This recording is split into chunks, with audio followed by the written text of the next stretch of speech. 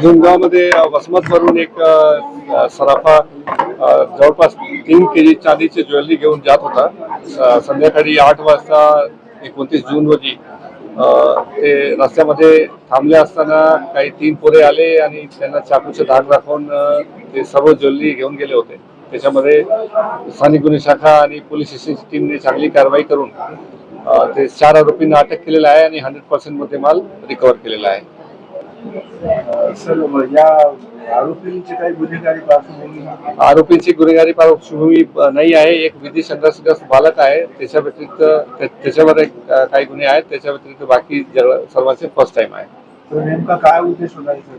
ते ह्याच्यामध्ये जो सराफा ज्वेलर होता त्याच्याच ओळखीच्या मित्राने मागचे काही दुश्मनीचे कारणावरून ते हे तिघांना 1,00,000 रुपये देऊन सुपारी देऊन असं कारण ठरवलेला होता. पेट्रोलिंगसाठी आता चोरीची जी घटना ते थोडीफार वाढ होत आहे. त्याच्यासाठी अँटी थेफ्ट काही पेट्रोलिंग स्पॉट्स तयार करण्यात आलेले आहेत, ज्याच्यामध्ये हेडक्वार्टरचे काही अधिकारी कर्मचारी जे महत्वाचे ठिकाण आहेत शहरामध्ये प्लस इतवारा आणि अर्धापूर या एरियामध्ये दुपारनंतर आणि रात्रीनंतर आणि सकाळी अर्ली मॉर्निंग ते प्रत्येक ठिकाणी पेट्रोलिंग करतील.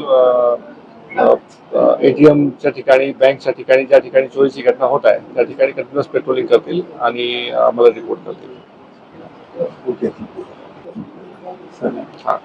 एक पाकिस्तानमधून एक गँगस्टर आहे शहजाद भट्टी.